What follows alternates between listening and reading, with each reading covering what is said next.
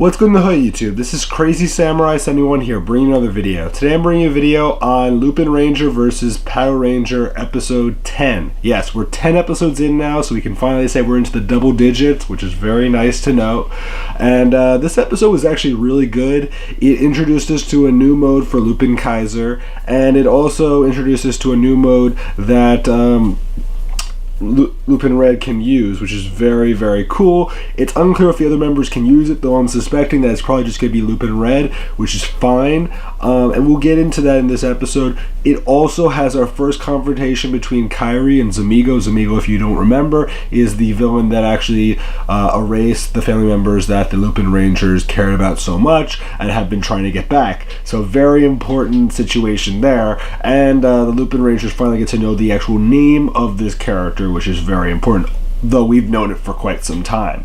Not like super long, but definitely longer than they have. So anyway, the episode is called It's Not Over Yet, and that has to do with a big key detail that was brought up at the end of the previous episode, and we'll get into that right away. So the episode begins with us seeing that Kairi learns of the fact that they weren't able to get the Lupin collection item from Blitz, the monster that they fought in the previous episode. And when Kairi learns of this, he had just gained his new dial fighters and he was like really happy and everything. He hears this and he thinks, how can this be? If we don't have the complete collection, we can't get back those that we lost. And he's freaking out. He gets super angry. He literally is ready to like beat up Toma, and eventually he just goes off instead and walks around the streets kind of upset.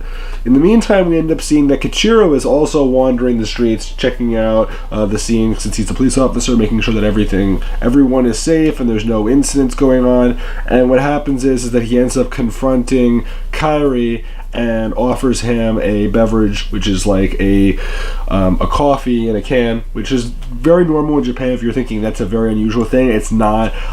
That's actually very common in that part of the country, in that part of the world, really. It's not common everywhere, but obviously in that part of the world it is. So what does end up happening is that from here, we end up seeing that he ends up talking about how, you seem upset. Is there anything I can do to help you? I'm here to, serve the people and do right by them and make, ensure justice for everyone. And the thing is that Kairi's still upset because he's reflecting on the fact that the Patorangers just destroyed the thing that he needs most, and now he's having to deal with one, but he can't straight up go and beat him up, obviously, and so he has to kind of act nice without actually being nice to Keichiro, which is very, very important to consider. But what does end up happening is that Keichiro ends up mentioning the fact that you shouldn't act so upset. There are weird people out there, and you might be targeted. And he mentions how there was a guy with ice that he saw today that is an example of that, and that immediately leads to Kairi saying, "Wait, where did you see that guy?" So that leads to him having to go after him because he remembers his own experience with a weird guy that did the exact same thing, and that being the guy that led to those family members that they lost disappearing. So that's very important to remember. That guy is the same one that they're talking about. So that's happening. In the meantime, what we do end up seeing is that Umika and Toma decide to head off towards the location of where where Blitz was destroyed in the previous episode to see if there's any remains of the Lupin collection item, but there's nothing there, and Umika is insistent upon looking, even though Toma realizes that it's kind of pointless.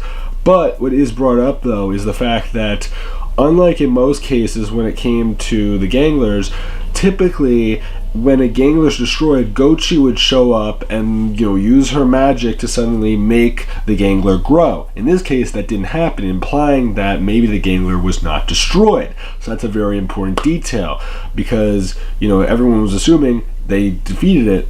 But what does end up happening from here is that eventually Umika confronts Sakuya, talking to him about how, hey, I know that you guys fought another Gangler the other day, and I know that they typically grow big. Did that happen yesterday?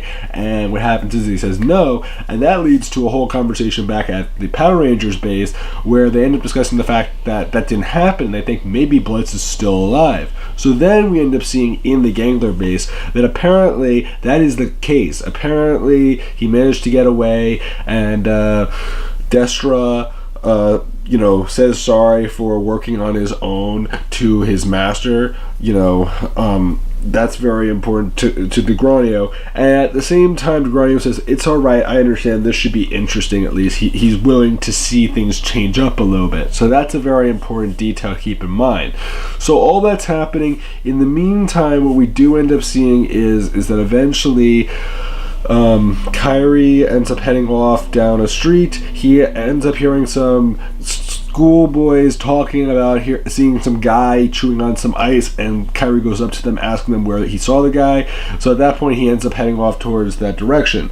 In the meantime, what we do end up seeing is that what do you call it? Blitz is in his human form, and he's walking around the streets, and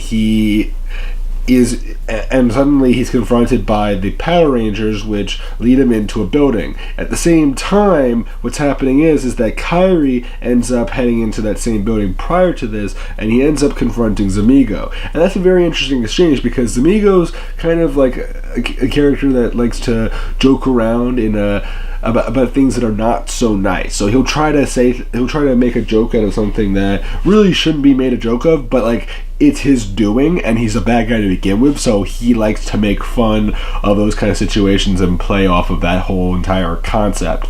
And the thing is that also Kairi mentions the fact that you might remember that a year ago you ended up taking out a whole group of people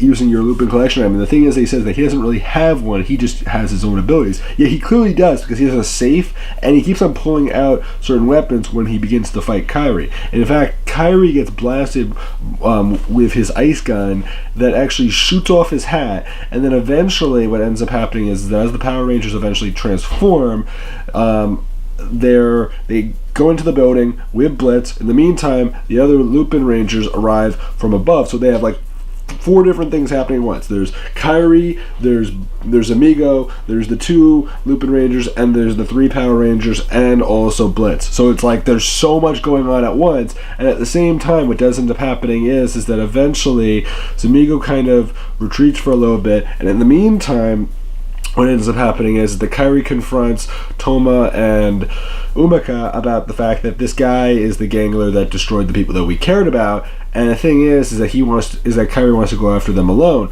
And the thing is that Toma wants to go after them, of course, because he lost someone as well. But at the same time, Umika understands why Kairi feels this way, and she's willing to give him a chance. So eventually, they put their guns together, their versus changers together, and they agree to do their own thing. Meaning that Kairi goes after Zamigo, while the 2 of them go after Blitz to get the Lupin collection item. So that's very important to keep in mind. So all this is happening. We do end up seeing from here that the Lupin Rangers transform. We see that in one instance, Kairi transforms in front of Zamigo. In the meantime, Umika and Toma transform while confronting Blitz and the Patorangers, which is very cool. And then there's like a synchronized transformation that occurs, which is very cool. I like that whole aspect of it.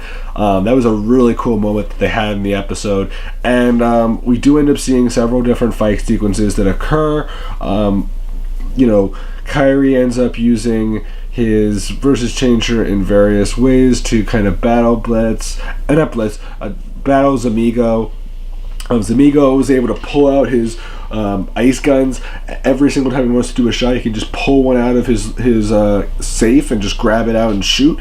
And the thing is that Kairi does have his cape torn to bits, but not completely destroyed, and that's very important to remember as well. But eventually they do end up having it where Kairi ends up using his chain whip thing that he uses sometimes that he can use to grapple onto things, except in this case he uses it on Zamigo, so that way he's kind of held in place. But what happens is that Zamigo crashes into the wall of the building and gets out, and then at that point Kairi has to deal with Zamigo. So that ends up happening. In the meantime, we also see is that the other 2 Lupin Rangers and the Power Rangers end up fighting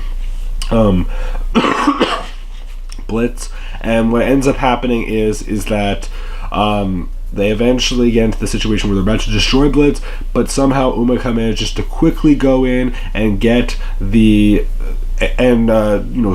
the safe for the Lupin collection item, but like Blitz does get destroyed, but the safe actually just breaks where the Lupin collection item is still there, so she manages to grab it out, and it's like a battery that basically is based off of the big battery pieces that they used in O-Ranger, if you remember, with the Ole cannon, or the big cannon from Zeo, if you remember that. It's the same kind of situation. It's one of those kind of batteries, but with a repaint. You know, a lot of these, of course, have been based off of something from a previous season, which is really cool, but I'm just making that point right there. That's what this is supposed to be based off of. So if you're wondering, yes, that's what it's supposed to be from. So eventually Blitz does get turned big. In the meantime, we end up seeing that Kairi ends up having to fight Zamigo. At one point, Zamigo ends up using a major blast attack, which leads to a whole ice wall coming up, but then Kairi ends up using the scissors and blade dial fighter combination to suddenly get a thief boost. Now you may be wondering, what are boosts? So boosts are basically different modes that the Lupinrangers and the Power Rangers will end up getting. This is obviously the first Lupinranger boost, but there will be ones for the Power Rangers, and they just got some recent reveals of some new ones that are going to be coming out sometime in July through, like I believe it's July through September or something like that. Like there's a whole bunch that are coming out. There's like one for the Lupinrangers, one for the Power Rangers that'll be coming out then, and I'm sure there's gonna be one that's gonna be coming out fairly soon for the Power Rangers on top of that, because the Lupinrangers just got them, so the Power Rangers have to get them. That's gonna be expected. So in this case, what this does is it actually allows him to have a boomerang on his back and also a shield based off of these Lupin collection items. So he actually uses the boomerang, he throws it, it splits into two, and then he tries to hurt Zamigo, but then Zamigo manages to get hit but not badly injured but he does end up losing one of his tentacles, which quickly grows back. So then eventually Zamigo does another ice blast, and this time he retreats. So that's very important to remember. From here, what we do end up seeing is that he confirms his identity of being Zamigo Delma, and as he leaves and everything, the other Lupinrangers arrive on the scene. Then at that point, Good Striker arrives and offers the Lupinrangers help. So then the Lupinrangers form Lupin Kaiser, and at that point, we end up seeing that Blitz is huge, and he actually manages to use his ability. Now, that's something I forgot to mention. When it came to why he wasn't destroyed previously, it's because Blitz's special ability allows him to make copies of himself. So in this case, he actually had one copy of himself made, so that when he was destroyed, it was really just his copy. His real self was actually still alive and in good shape. That's how he survived. But in this case, when he's turned big, he actually makes 100 copies of himself. And then at that point, the Lupinrangers end up using the scissors and blade dial fighter combination to then end up having a blade and scissors mode, which is actually the technical name for it, by the way, which isn't said in the show, at least not yet, is called Lupin Kaiser Knight, and that's a cool name. I like the name for that. It makes sense just because of the fact that it's like a sword and shield combination, so keep that in mind. So what we do end up seeing from there is that the Lupinrangers do manage to do some pretty big attacks against Blitz in his multiple copies. Eventually his multiple copies decide to jump back into Blitz, and he's in this weakened state where he's having to wait for his copies to come back together. But the thing is that since all of them come back at once, there's not enough time for him to recover and be able to actually attack. So then suddenly the Lupinrangers do a big jumping thrust hack and slash attack that slashes right through all the Blitz copies, and then eventually destroys the main one, and at that point Blitz is destroyed. So that's very important to keep in mind. They got the Lupin collection in, they managed to destroy Blitz, and we got to see this new mode. So that's all good news. Then from there, the Lupinrangers decide to return back to their base. They end up giving Kagori the Lupin collection item, and what happens is that Umika is about to say something about Zamigo, but suddenly Toma tries to say something instead, and basically prevents her from saying what she was going to say, because they don't want Kagori to know anything, even though he might be able to help. because of the fact that Zamigo might be beneficial to them in the end, in the sense is that he might have to be the backup solution to getting back those that they lost, but maybe if they can get the Lupin collection items, they won't have to worry about having to deal with that. So that's very important to keep in mind. Again, very interesting. So all that happens, we do end up seeing that Keichiro does arrive in the bistro that the Lupinrangers work in, and he's checking up on Kairi to make sure he's feeling better, and he is, and there's good stuff there. Eventually, Kairi gives him a nickname, which makes Keichiro's kind of feel a little bit uncomfortable with how, you know, close he's kind of making it. Like it's term of endearment, he calls him like K-Man or something like that, which is meant to make him seem like he's a regular customer and he's someone that we can get along with, when in reality it kind of makes Keichiro kind of embarrassed and feel like, isn't that a little too close? But you know, it is what it is. It's a cool situation anyway. In the preview, we do end up seeing a new dial fighter will be used by the Lupinrangers, which is the Hammer dial fighter, and that will actually lead to the Lupinrangers being able to use Lupin Kaiser Hammer Knight. So that's actually what it's called. You may see in the little preview for episode 11. Yes, that's what it's supposed to be. So it's basically the shield from the what do you call it? The scissors and blade combination that lead to the knight form. But in this case, it's that, and not a sword, but instead a hammer. So that's why it's Hammer Knight. So keep that in mind. Again, it's going to be more of the Lupinrangers, but I'm sure in the next week or so we'll be getting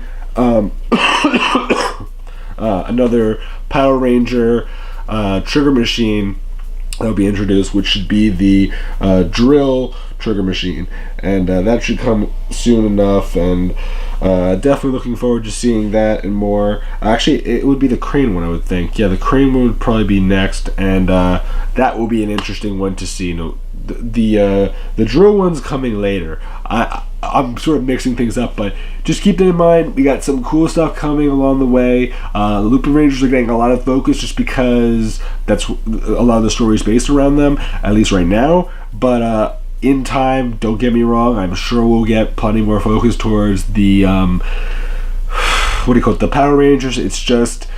It's really where the focus is that it matters, and you know, it's gonna happen at some point. It's just a matter of when. So keep that in mind. Please remember to like, comment, subscribe. I love to know your guys' opinions of this episode. I personally thought it was really good. I like the fact that they continued with the previous plot and then expanded it, and they made people's feeling of sorrow and making things seem like, oh, it's the end of the world based off of the situation turn out to be better, but do it in a way where it was creative and clever and didn't seem like it was just too simple. You know what I mean? Like, it didn't feel like they were spoon-fed a good result. They had to deal with new problems. They were introduced to a new threat, a threat that they didn't know who it was initially, and all that stuff and more is really good. So please remember to like, comment, subscribe. I'll see you guys in the next video, and again, this is Crazy Samurai 71, and goodbye, guys.